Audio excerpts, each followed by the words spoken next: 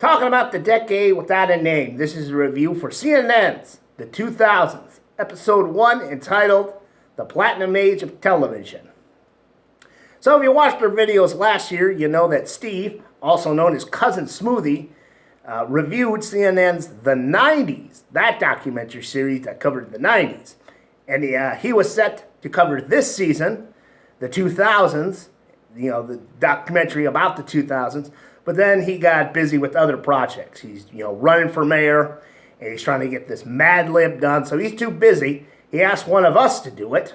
I volunteered, because I think the 2000s is the decade that defined me. I mean, you look at the other decades I've lived in, the 80s, okay? I was a kid who got cast into the Mississippi River and raised by river otters. That was my childhood. They eventually found me, brought me back to society. I ended up living on a banana farm in Montana during the 90s. So not a lot of connection to the outside world again. But in 2000, I joined the Army, got to see the world and connect with people. So I think 2000, that's the decades that defined me. And it's kind of weird that the first episode about this decade was based on something I really didn't care a lot about. And that was television. I did not watch a lot of television in the 2000s. I was busy being in the Army, getting deployed and going overseas. When I got back, I didn't have a lot of money, so I had a television, but I didn't have cable. So I missed a lot of shows there. And, the TV reception that I would have, I didn't get a lot of channels even on that. So I didn't actually watch a lot of these shows that they were talking about, like Mad Men, Breaking Bad. Never seen it. Nurse Jackie, what the hell was that? I assume it's a show about a nurse named Jackie. But, we'll just talk about the shows I did see. Sopranos. That was a good show. It just felt like you're watching a gangster movie all season long. Lost. Always trying to figure out all the shit that was going on with Lost. Also, I think when they were talking to the guys who actually did Lost on this, kind of feel bad for them because, they figured their show probably could only last 2 or 3 seasons with, the format that they had with the flashbacks and all these mysteries. But the network kept pushing them to do more and more and more, and of course that just affected the quality of the show. 24, that was a great show. A lot of action. Jack Bauer, the badass. Except one thing I never liked about 24 is I don't think they really explored the premise. Okay, so if you remember 24, it's about Jack Bauer trying to save the world. But also, it was supposed to be every season was set in was one day, right? Just one day. So every episode was an hour in that day.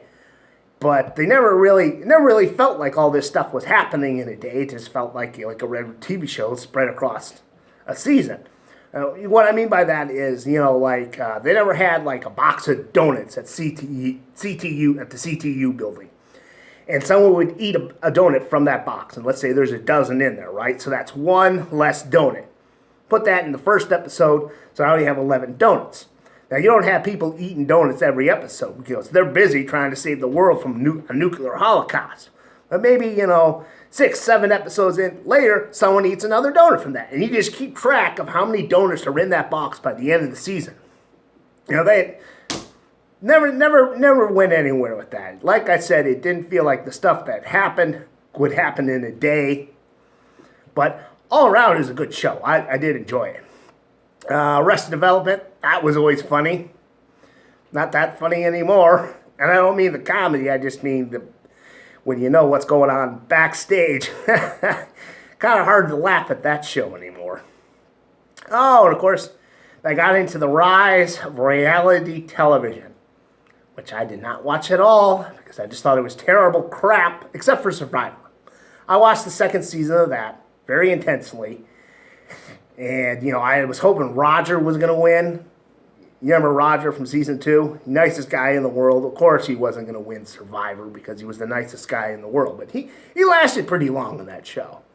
And, I thought his team was going to win big because they kept winning all these competitions. But one of their guys, he fell asleep and fell into a fire, burned himself. He had to get evac'd out of there. That affected the numbers, and that other team was able to take over. The Kardashians, yeah, they became big in the 2000s. I remember I watched one episode of the Kardashians. I knew I was not going to watch anymore, and I don't even think I watched the whole episode. It was like Kim or Chloe or one of them was going out to get her asshole bleached. I shit you not. That was her plan, to get her asshole bleached. I'm like, I am not watching this show. You know, the type of person who thinks they need, who one, can afford to get their asshole bleached, and two, thinks that that's important. It's just, I didn't want to follow them. Yeah. Oh, and of course, reality television gave rise to a certain someone who I don't think would have been relevant today if it had been for The Apprentice. Yeah, Donald Trump, okay? I mean, let's just think about it. Where was he before The Apprentice? He was kind of fading into obscurity. People were forgetting about him.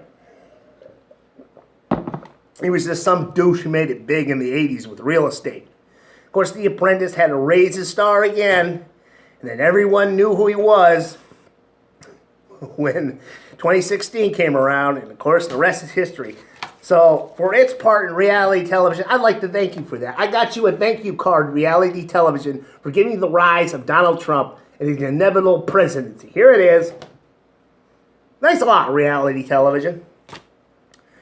Don't think I've got too much more to say. Like I said, I just didn't watch a lot of television in the 2000s, so this episode really didn't connect with me. Although, I gotta say, with all the shows that they covered, they seemed to miss one, very important one, SpongeBob. How the fuck did you forget about SpongeBob SquarePants? I know the show started in 1999, but it took off in the 2000s, but nothing with SpongeBob, man. Yeah, that just seemed wrong. And that's all I got for now.